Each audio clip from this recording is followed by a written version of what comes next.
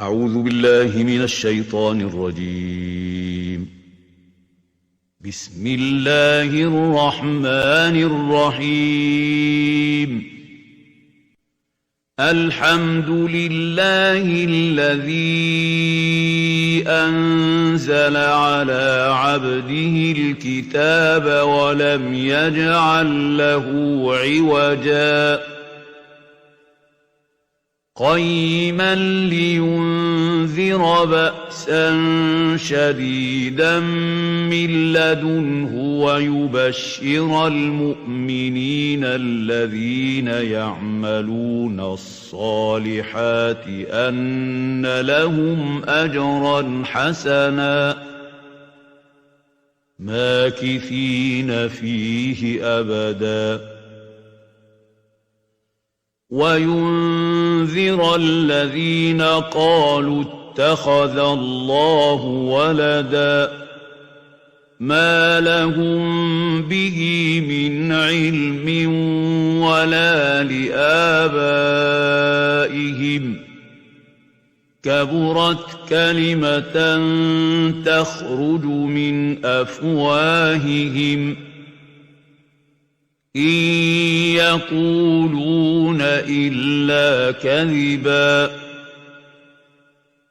فلعلك باخع نفسك على آثارهم إن لم يؤمنوا بهذا الحديث أسفا إنا جعلنا ما على الأرض زينة لها لنبلوهم أيهم أحسن عملا وإنا لجاعلون ما عليها صعيدا جرزا أم حسب الرجيم.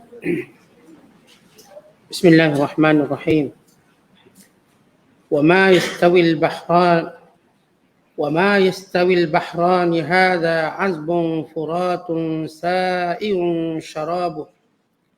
سائغ شرابه وهذا ملح أجاج ومن كل تأكلون لحما طريا وتستخرجون حلية تلبسونها وترى الفلك فيه مواخر لتبتغوا من فضله ولعلكم تشكرون يولج الليل في النهار ويولج النهار في الليل وسخر الشمس والقمر كل يجري لأجل مسمى ذلكم الله ربكم له الملك والذين تدعون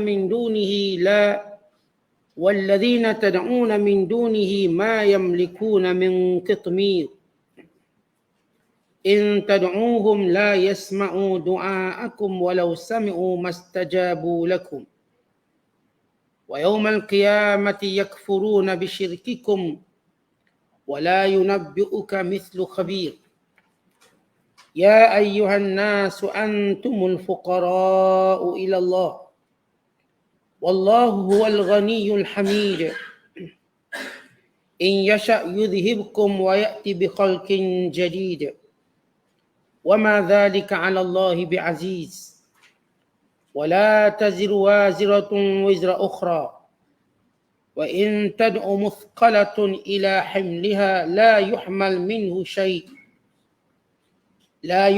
منه شيء ولو كان ذا قربى إنما تنذر الذين يخشون ربهم بالغيب وأقاموا الصلاة ومن تزكى فإنما يتزكى لنفسه وإلى الله المصير صدق الله العظيم.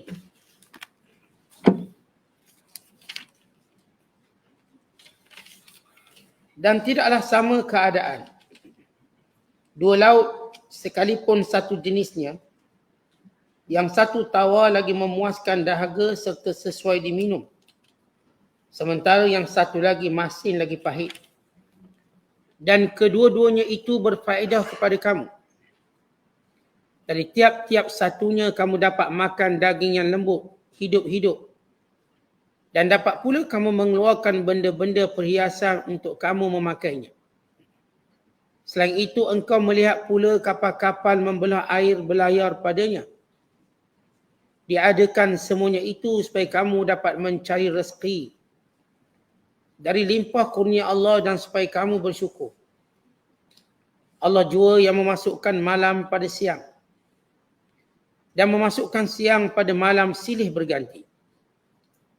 Dan ia yakni Allah yang memudahkan peredaran matahari dan bulan. Tiap-tiap satu dari kedua-duanya beredar untuk suatu masa yang telah ditetapkan. Yang melakukan semuanya itu ialah Allah, Tuhan kamu. Baginya kuasa pemerintahan, sedang mereka yang kamu sembah yang lain dari Allah tidak mempunyai sesuatu pun walau senipis selaput biji kurma. Kalau kamu memohon kepada mereka yang kamu sembah itu, mereka tidak mendengar permohonan kamu. Dan kalaulah mereka mendengar pun, mereka tidak dapat memberikan apa yang kamu pohonkan itu. Dan pada hari kiamat pula, mereka mengingkari perbuatan syirik kamu. Dan ingatlah, tidak ada yang dapat memberitahu kepadamu, wahai Muhammad, akan hakikat yang sebenarnya seperti yang diberikan Allah yang maha mendalam pengetahuannya. Oleh kerana Allah menguasai segala-galanya, maka wahai umat manusia, kamulah yang sentiasa berhajat kepada Allah dalam segala perkara. Sedang Allah dialah sahaja yang maha kaya lagi maha terpuji. Jika ia mahu, nescaya ia membinasakan kamu dan mendatangkan makhluk yang baru. Dan pelaksanaan yang demikian itu tidaklah sukar bagi Allah. Dan ketahuilah, seseorang pemikul tidak akan memikul dosa perbuatan orang lain. Dan jika seorang yang berat tanggungannya dengan dosa memanggil orang lain untuk menolong memikul sama bebanan itu, tidak akan dapat dipikul sedikit pun daripadanya. Walaupun orang yang diminta pertolongan itu dari kerabatnya sendiri. Sesungguhnya engkau, wahai Muhammad, hanyalah memberi peringatan kepada orang-orang yang takut melanggar hukum-hukum. Kepada orang yang takut melanggar hukum-hukum Tuhan semasa mereka tidak dilihat orang dan semasa mereka tidak melihat azab Tuhan, serta mereka mendirikan sembahyang. Sesiapa yang membersihkan dirinya dari segala yang dilarang, maka sesungguhnya ia melakukan pembersihan itu untuk kebaikan dirinya, untuk kebaikan dirinya sendiri. Dan ingatlah, kepada Allah jualah tempat kembali. Masih lagi kita berada dalam penafsiran surah Fatir, surah yang ke-35, pada juzuk yang ke-22 bermula ayat yang ke-12 hingga ayat yang ke-18. Ayat yang kita bacakan ini menjelaskan tentang dalil-dalil keesaan Allah dan kekuasaannya dalam mencipta segala perkara yang memudahkan manusia, yang memberi manfaat kepada manusia sebagai satu nikmat yang tidak terkira. Dan ayat yang kita bacakan ini juga menjelaskan tentang kebatilan segala sembahan yang lain daripada Allah. Tiada memberi manfaat dalam doa kepada mereka ataupun meminta pertolongan. Bahkan yang disekutukan itu pada hari akhirat kelak akan membebaskan diri mereka daripada pelakuan manusia yang mensyirikkan Allah. Dan dalam ayat yang kita bacakan ini juga Allah Ta'ala menyebut bahawa sebab-sebab ibadat. Kenapa kita melakukan ibadat yang manfaatnya kembali kepada manusia itu sendiri. Dan Allah Ta'ala maha kaya daripada mengharapkan manusia. Sebaliknya manusia itu amat fuqara, yakni mengharapkan Allah Subhanahu Wa Taala. Dan ayat yang kita bacakan ini juga menjelaskan tugas Nabi sallallahu alaihi wasallam untuk terus memberi amaran, untuk terus memberi peringatan. Dan orang-orang yang mendapat peringatan lalu membersihkan dirinya, maka mereka melakukan perkara yang menguntungkan diri mereka sendiri. Dan kepada Allah dikembalikan semua makhluk-makhluknya. Allah berfirman, "Wa ma yastawil bahran." Tidaklah sama antara dua laut. Yang dimaksudkan dua laut di sini ialah sungai dan juga laut. Kerana kedua-duanya mempunyai sifat yang sama, iaitu luas dan memberi manfaat kepada manusia. Laut dan sungai ini bersambungan, bertemu antara keduanya. Allah menyuruh manusia memikirkan akan nikmat Allah yang terbesar ini. Antara nikmat-nikmat Allah yang besar, bagi menunjukkan bahawa Allah yang berkuasa menciptakan segala sesuatu. Walaupun kadang-kala nampak sama tapi berbeza. Bahkan pelbagai pula manfaatnya.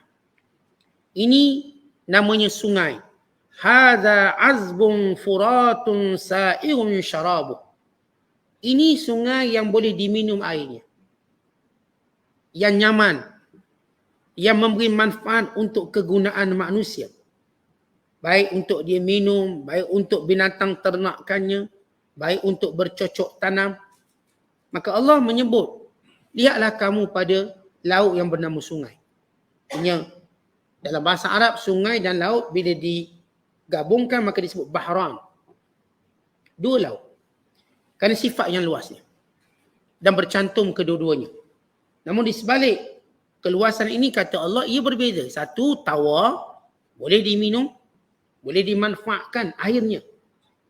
Dengan banyak, oleh semua makhluk. Wahaza milhun ujaj. Satu lagi air masin lagi pahit.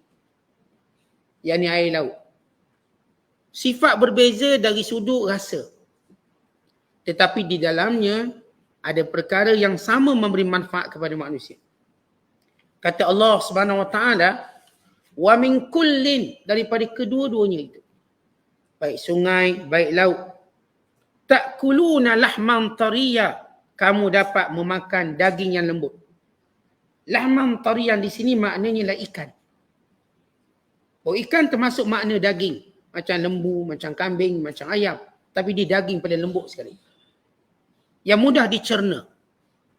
Yang bagus untuk penghadaman, khususnya lemah penghadamannya. Maka Allah menamakan ikan sebagai lahman, daging. Tariya, yang lembut. Yang senang dimakan. Senang dikunyah. Dia tak macam daging-daging yang lain. Daging-daging yang lain Allah tak sebut sebagai lahman tariya. Allah sebut secara umum daging. Tetapi bila masuk pada ikan yang ada dalam sungai dan laut, sifatnya ialah tariyan. Tariyan ini memberi maksud lembut dan segar. Kerana ia ditangkap hidup-hidup. Artinya kalau seorang ke laut, ambil terus hidup-hidup, mereka ambil. Segar. Kemudian kata Allah, وَتَسْتَخْرِجُونَ حِلْيَةً تَلْبَسُونَهَا. Daripada sungai, daripada laut, kamu dapat mengeluarkan perhiasan. Yang berupa mutiara-mutiara, permata-permata, yang kamu dapat pakai daripadanya. Baik, kalau kita sebut pakaian, pakaian itu bukan sekadar baju yang tutup badan, yang tutup seluruh badan kita hingga ke kaki, termasuk juga perhiasan. Disebut sebagai pakaian. Emas, gelang, cincin, itu pakaian. Kerana sesuatu yang berada pada badan manusia, maka dinamakan pakaian. Kerana itu definisi pakaian itu daripada kepala, yang kopiahnya. Kalau bagi lelaki, sehinggalah ke stokenya, maka ini semua namanya pakaian. Kerana manusia pakai dan membawa bersamanya. Maka Allah Ta'ala kata nikmat dalam laut. Nikmat dalam sungai, kalau kamu tengok, kamu keluarkan segala perhiasan. Untuk menunjukkan maha kaya Allah dengan kurniaannya, Allah berikan satu rezeki yang tak pernah putus. Semenjak manusia diciptakan, ikan tak pernah putus. Dan semenjak manusia diciptakan, hiasan dan laut juga tidak pernah putus. Yang pertama, makanan. Yang kedua ialah keindahan. Kerana manusia ni dia suka makan satu hal. Yang kedua, dia suka berhias. Dia suka untuk nampak keadaannya cantik. Sebab manusia ni cantik kerana pakaian. Kalau telanjang nampak sama belaka. Kalau kita telanjang maka tak nampak kita cantik. Kita lahir telanjang. Kita pulang pun telanjang. Tapi Allah berikan nikmat di dunia untuk menjadikan manusia ini mulia. Maka Allah ilhamkan kepada mereka, bahkan mensyariatkan kepada mereka memakai pakaian. Maka ini kemuliaan manusia. Ketika mana Allah menyebut kemuliaan manusia, antaranya lah manusia makhluk yang berpakaian. Bukan sekadar berpakaian. Berpakaian menutup aurat. Dan bukan sekadar menutup aurat, bahkan indah, cantik. Diriwayatkan Umar Khattab, ketika mana nampak satu jubah yang cantik, maka dia ingin membelinya dan menghadiahkan pada Nabi SAW. Dan mencadangkan Rasulullah memakainya untuk menyambut tetamu-tetamu daripada kabilah yang pelbagai dan daripada luar negara. Dan Rasulullah SAW mengenakan jubah yang cantik itu untuk menyambut sebagai satu bentuk muamalah. Sebab orang ni suka kita sambut dia dengan pakaian yang cantik. Kita kalau sambut orang pakaian kita cantik, maka mereka suka. Maka Rasulullah melakukan demikian kepada segala delegasi luar yang datang. Atas cadangan Umar Al-Khattab radhiyallahu ta'ala anhu. Maka ini kecenderungan manusia untuk memakai pakaian cantik. Maka Allah menyebut ini nikmat Allah bagi. Yang kamu keluarkan daripada sungai. Permata, hiasan, mutiaranya. Berbagai bentuk yang sampai hari ini manusia masih tidak putus-putus melihat jenis ini permata dalam laut dan sungai. Yang banyak. Bukan sebahagiannya mereka ternak. Mereka ambil tiram, mereka ternak mutiara. Di sungai, di laut. Untuk menjadi perhiasan yang berterusan.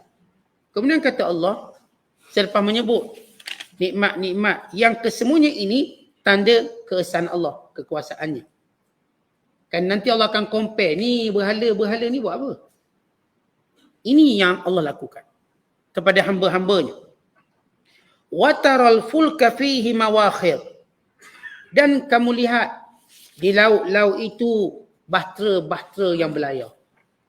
Bahtera-bahtera yang bergerak dengan aman, dengan dilindungi, dengan selamat, yang menjadi nikmat kepada manusia. Yang bergerak di permukaan laut. Bila Allah menyebut perkataan mawakhir, yang sentiasa bergerak. Menjadi satu laluang yang sibuk. Untuk manfaat kepada kamu. Litabtagu min fadlih. Supaya ia menjadi sebab kepada rezeki kamu. Wa la'allakum tashkurun. Supaya kamu bersyukur. Kita dah sebut dalam ayat yang banyak. Bahawa Allah SWT sentiasa menyebut bahawa rezekinya tak akan putus. Manusia yang faham ayat-ayat Allah, dia tak pernah bimbang rezeki. Rezeki tak putus. Sebagaimana kita tak boleh bimbang pada anak-anak kita tentang rezeki. Rezeki tak putus. Lagi mana ada matahari, selagi mana ada bumi, lagi mana ada bulan, ada sungai, ada laut, maka semuanya ini menjadikan manusia perlu mengetahui rezeki Allah tak pernah putus. Ia kekayaan yang tidak pernah tamat. Yang Allah berikan pada manusia. Allah menyuruh manusia melihat segala kurniaan tadi bukan bimbang benda itu habis. Tapi melihatnya kebesaran Allah. Keesaan Allah. Tentang daripada dulu, manusia ambil manfaat dari laut, daripada sungai.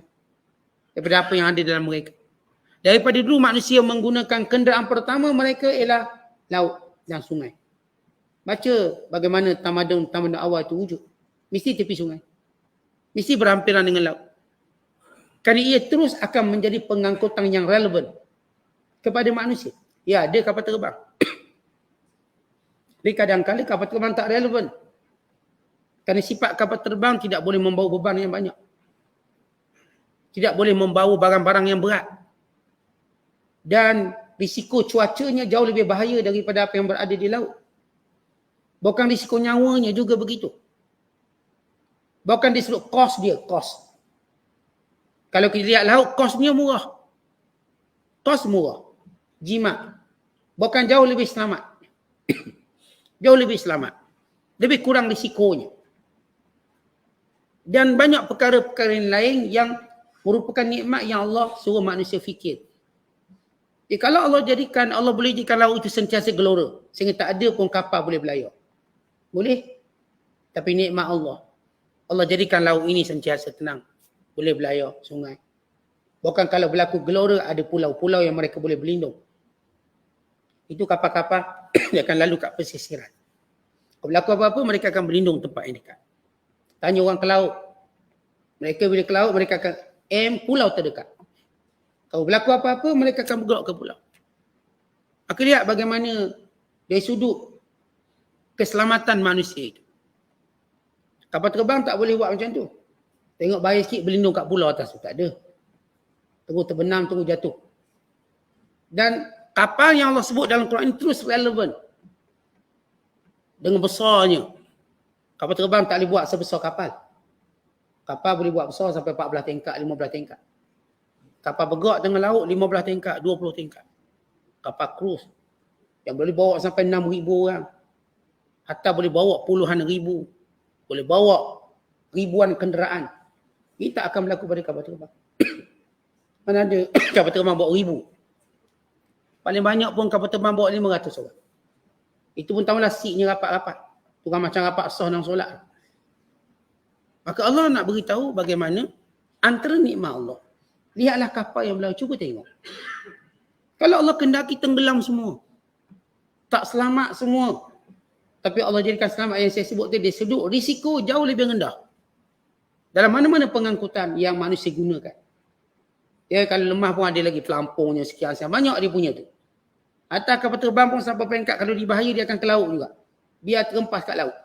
Dia jauh lebih selamat. Berbanding terempas kat pergunungan dan sebagainya. Dia akan memilihnya laut. Maka di sini kita lihat bagaimana Allah menyuruh kita melihat fungsi laut, fungsi sungai. Bukan kenderaan muasalat atau pengangkutan. Kata Allah lagi, wala'allakum tashkurun, semuanya ini yang kami ciptakan untuk kamu lihat segala kemudahan yang kami berikan supaya bersyukur. Kerana bila Allah beri segala nikmat, Allah tahu kita tak boleh balas apa pun.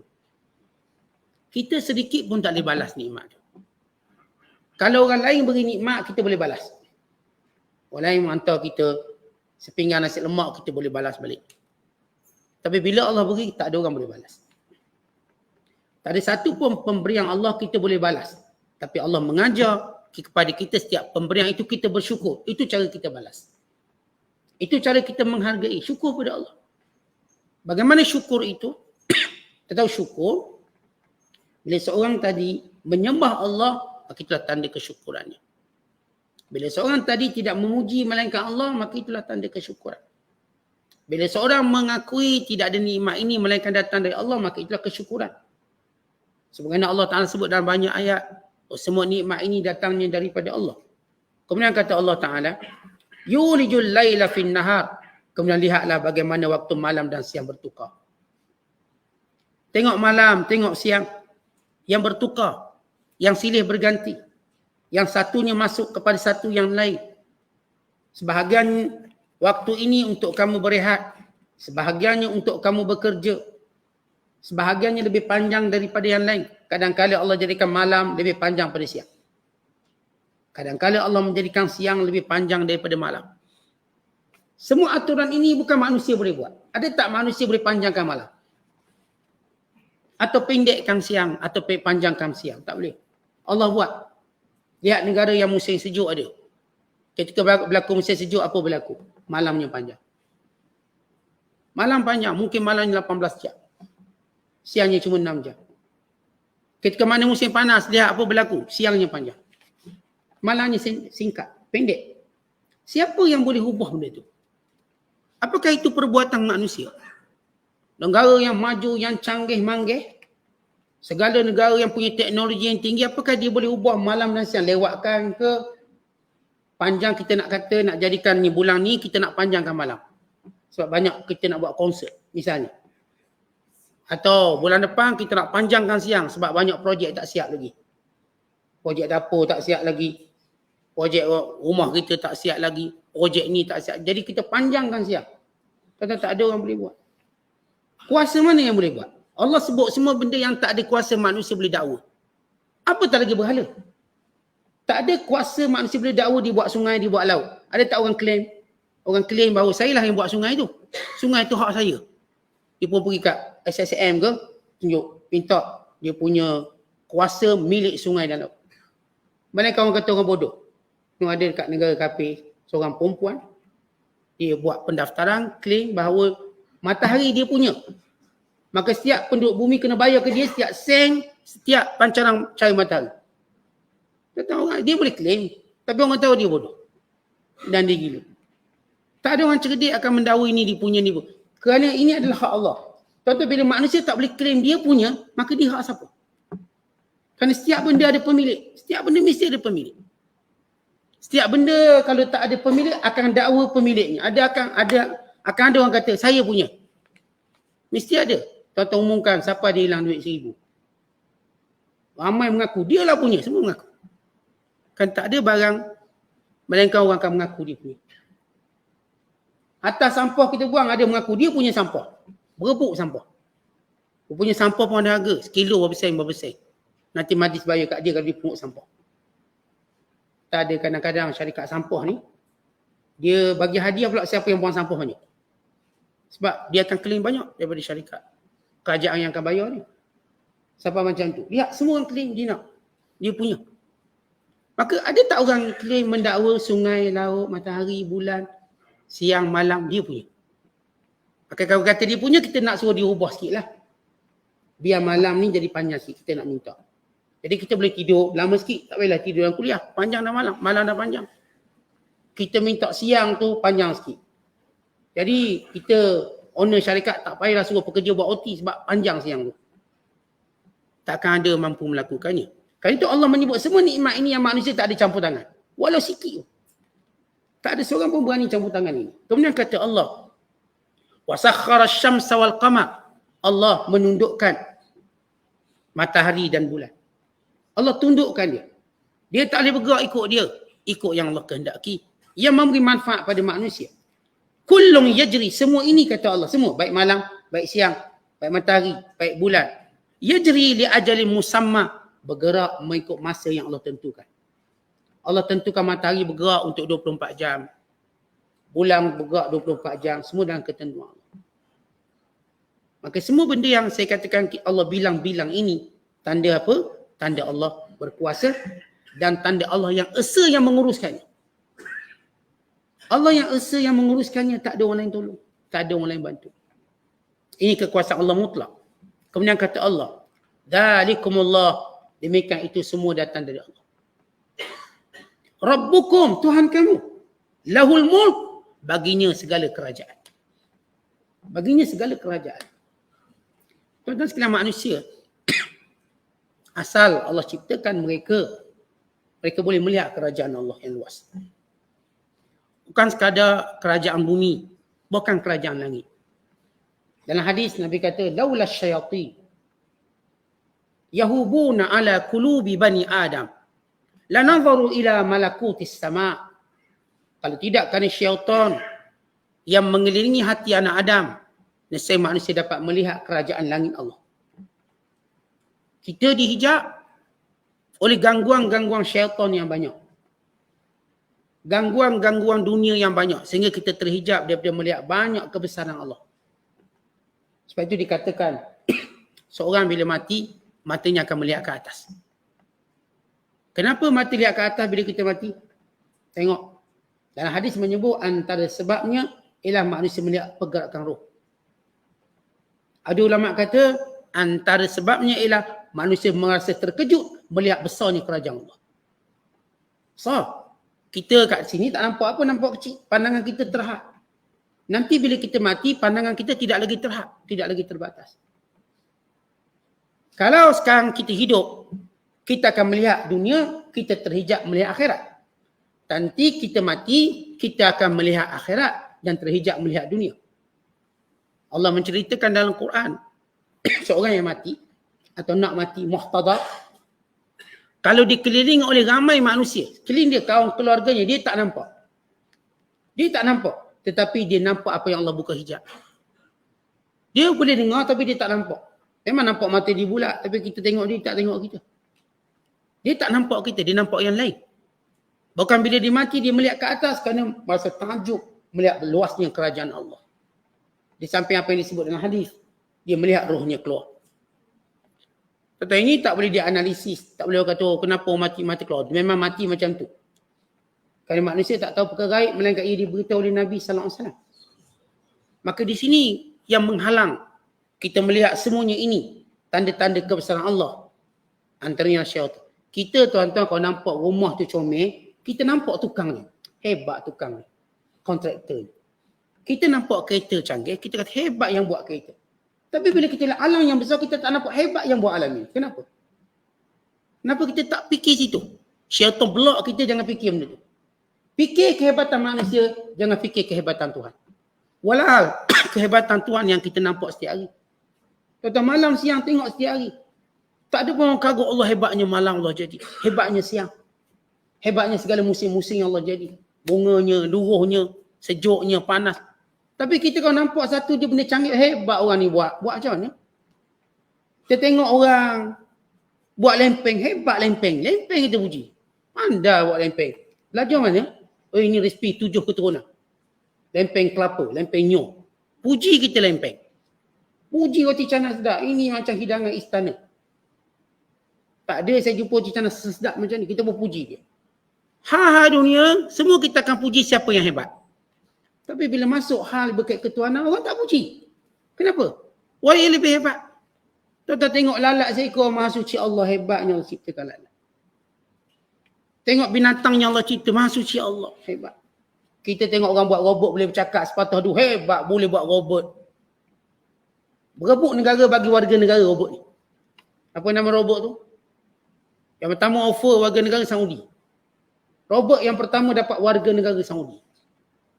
Boleh bercakap sikit je. Orang kata hebat. Jalan pun kaku. Tapi orang nak kata hebat yang buat robot ni.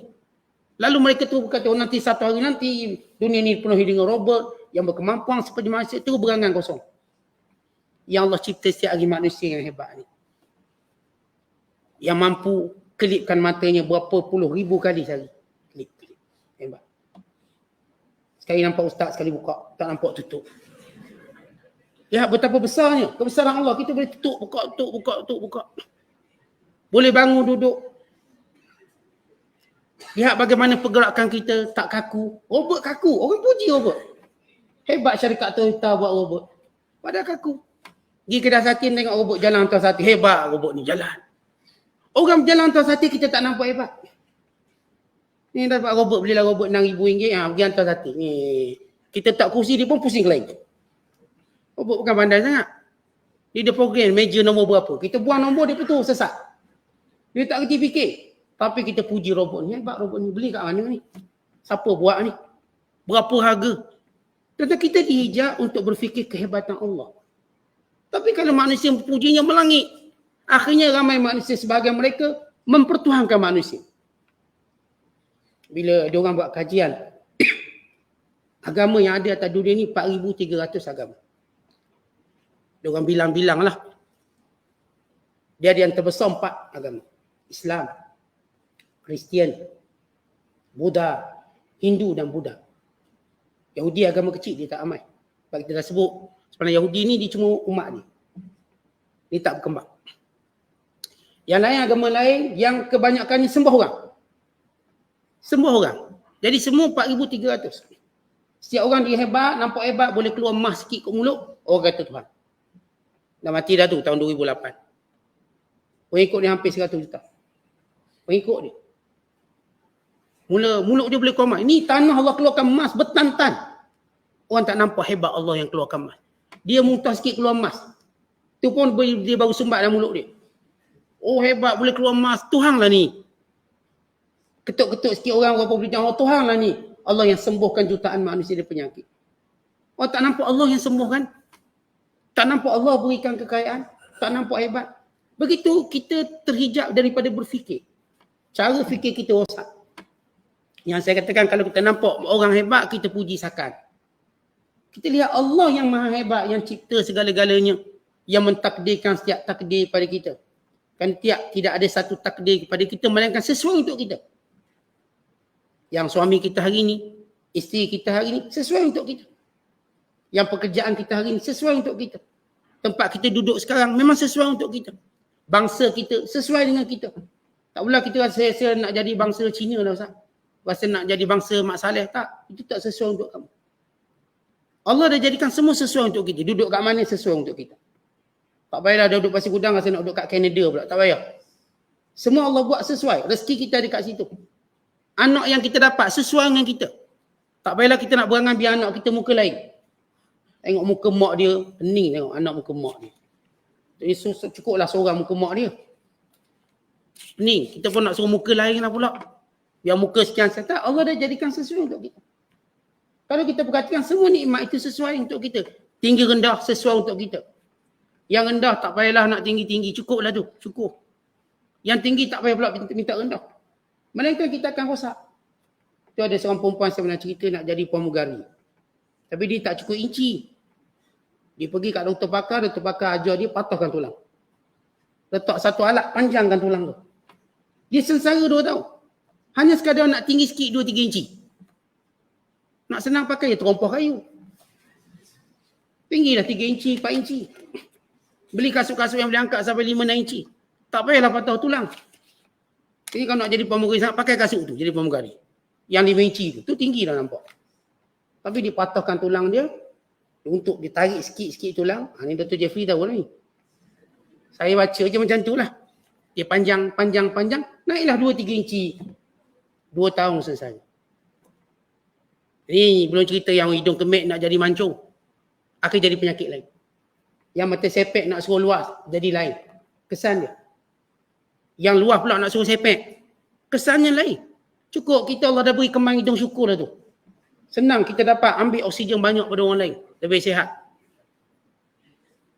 Tapi ada manusia, dia tak nampak hebat ciptaan Allah. Dia terhijab. Yang saya sebut hadis tadi. Laula syayatin yahubu ala qulubi bani Adam lanadharu ila malakutis sama atau malakutis samawat.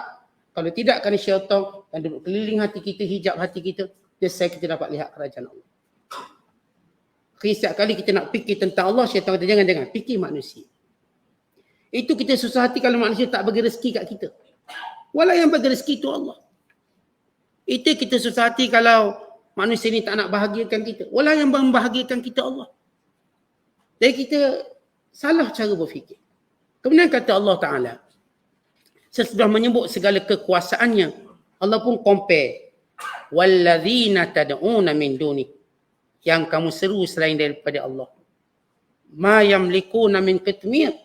Dia tidak memiliki walaupun selaput buah kurma.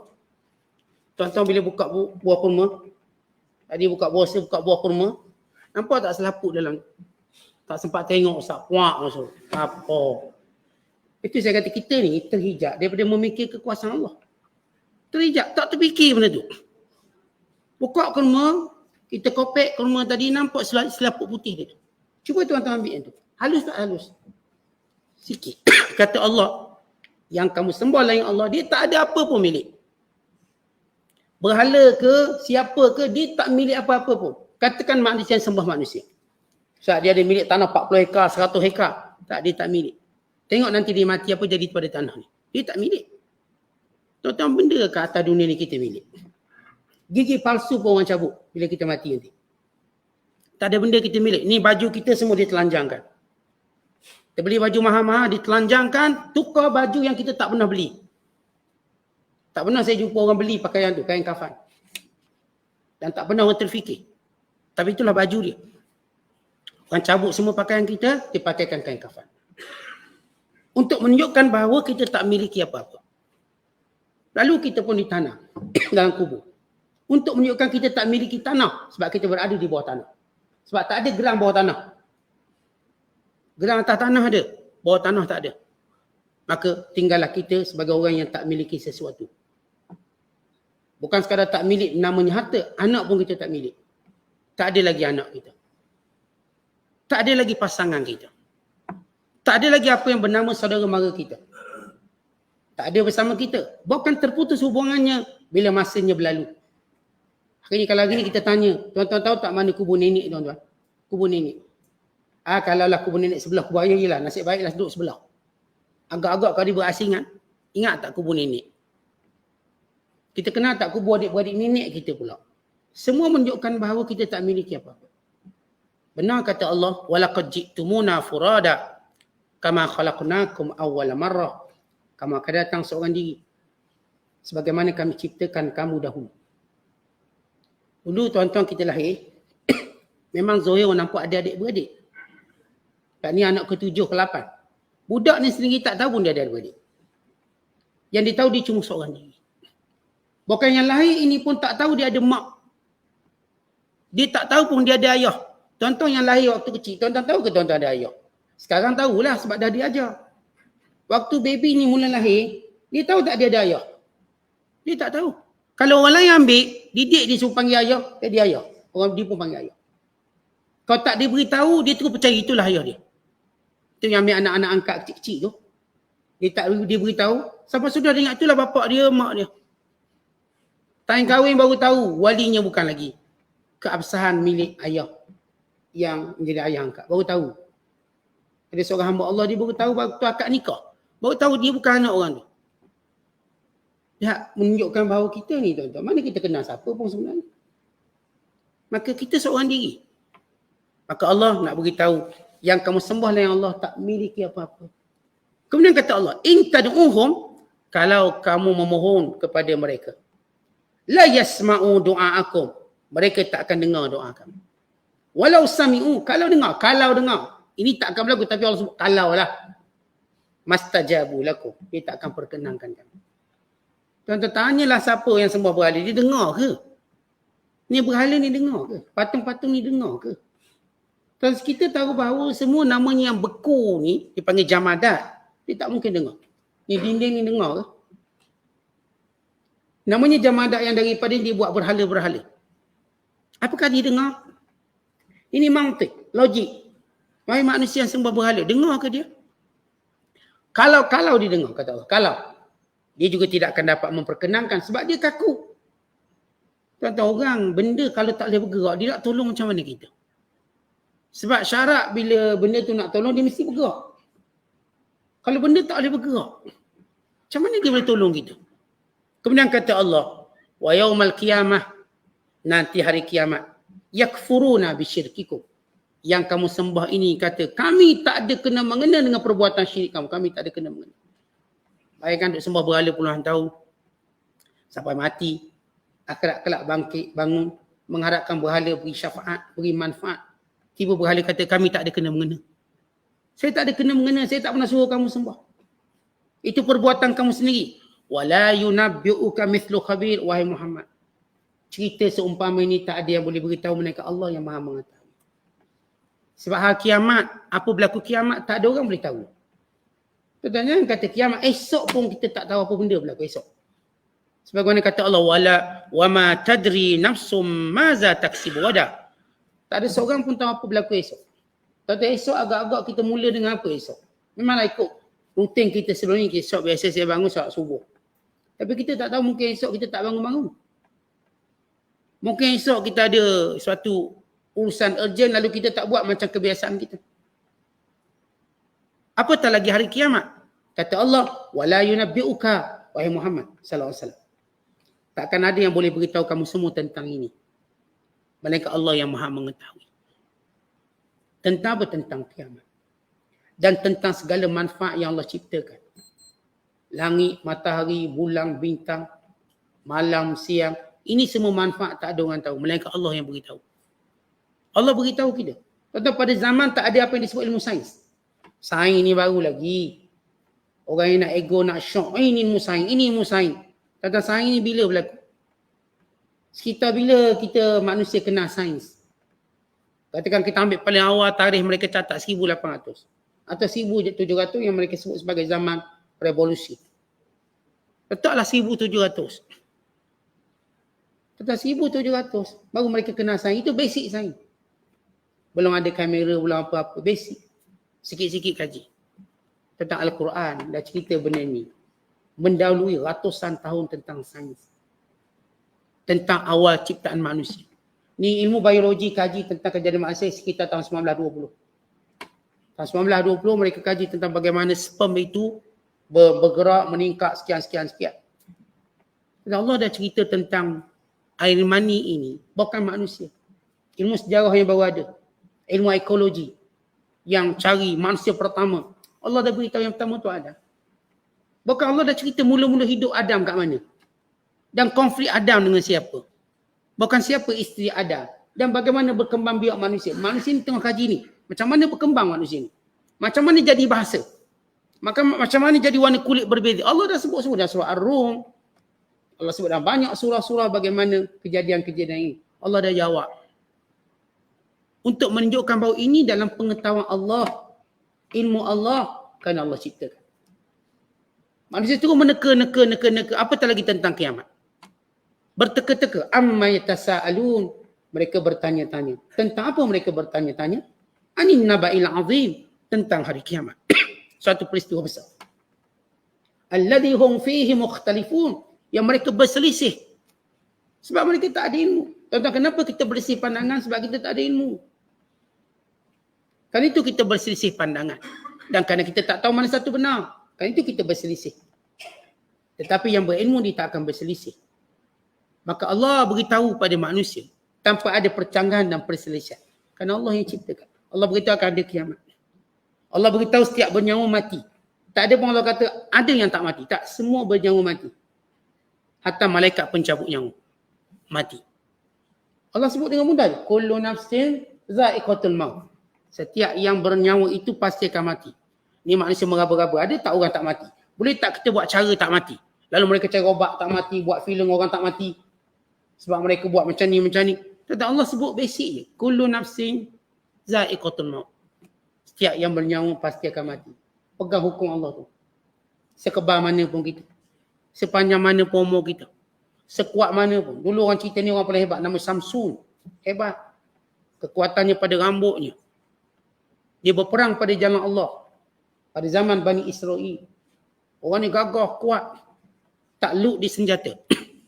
Tapi kelemahannya pada rambut dia. Lalu isterinya ikat rambut dia. Bila isteri dirasuah dengan permata banyak. Supaya dia jangan berperang. Untuk tegakkan agama. Dirasuah oleh raja penentang. Maka isteri pun ikat dia. Dengan rambut dia. Dengan rambut dia tak lepas. Ikat dengan tali kapal ke apa boleh. Dia kuat. Ni cerita orang-orang kuat yang pernah ada dalam sejarah. Tapi ceritanya berakhir dengan apa? Mati. Kita baca sejarah Raja Al-Mu'tasim Billah. Kerajaan Abbasiyah. Gagah. Ni kalau kena pisau tak luk. Dia panggil orang ni gigit. Gigit tak rasa sakit. Panggil orang tua gigit tu. Kita panggil anak kita gigit dah sakit. Enggak kuat. Akhirnya dia mati usia 30 tahun. Dia kata kalau aku tahu begini berakhir kehidupan. Dah rasa macam selesa dah kuat. Tiba-tiba berlaku kematian pada dirinya. Kalau aku tahu kehidupan berakhir begini. Sebab manusia ni bila dia sihat, dia kuat, dia punya berangan saya panjang lagi umur ni. Kalau kita kata kat dia yang sihat ni agak-agak orang mati esok, tak mungkin. Saya baru medical check up. Doktor kata orang macam saya ni paling kurang umur 70 mati. Kita ni confident sebab sihat. Tak ada jaminan. Tak ada jaminan di sisi Allah. Jaminan mulut kita ada. Tapi bukan di sisi Allah. Maka kita jumpa orang sihat, gagah, kuat, tumbang. Kita cerita tentang Samsun, Al-Mu'tasim Billah. Ini orang-orang yang pernah gagah, yang pernah dikeluar. Ashtar ni dia punya gagah. Hajjah Yusuf Saqafi ni dah gagah dah. Dia paling takut pada seorang lelaki bernama Ashtar. Ashtar dia punya gagah dan tinggi kuat. Cuma kelemahan dia tak boleh berenang. Maka bila dia asal dalam satu perang jambatan, dalam keadaan jumlah tenteranya cuma 4,000, Hajjah ni beratus ribu. Dia boleh lawan, dia gagah. Akhirnya dia terpangkat di jambatan, terjatuh jambatan, mati lemas. Dia bukan mati berlawan, mati lemas. Pendekar mati lemas. Macam pendekar mati gauk, mati kecil mani. Dia tak mati kat gelanggang ni. Akhirnya kita lihat betapa lemahnya manusia. Lemah manusia. Maka Hajjaj ni dia nak tahu kenapa Kak Ashtar ni gagah. Dia belah dada. Sebab orang gagah pada hati dia. Gagah ni bukan pada fizikal, pada hati kuat. Orang Melayu kita panggil hati kering. Walau mungkin fizikal dia kecil, jadi hati berani, jangan. Nampak hantu dia cari hantu tu takut ni. Tapi kalau jenis hati tak penakut ni. Bunyi pintu cabut lagi dah. Kursi bergerak sendiri, takut dia. Mau sawan. Ni punya Ashtar, Hajjaj belah dada dia, tengok hati dia. Maka dia dapati hatinya seperti batu, digigit. Perah macam batu hati dia. Kerana salah satu kalau saya baca sejarah Hajjaj Yusuf Saqafi, salah satu, dia ni memang gagah kuat daripada Bani Thaqif, orang Taif. Tapi seorang dia takut. Yang bernama Ashtar. Jadi nak tahu kekuatan Ashtar ni daripada mana dia dapat. Maka dia tahu ini daripada hati. Tu dia belah dada tengok hati. Rupanya hati kerah pada batu. Dia cuba gigit tak lut, maka dicampurkan hati dia. Ini cerita orang gagah tetap hati. Kalau hati kita setakat macam kapas, jangan agaklah kita. Beranganglah umur panjang. Jadi natijahnya Allah beri satu statement, tak ada orang dapat melepasi sempadan itu. Kerana Allah Maha mengetahui, Maha berkuasa.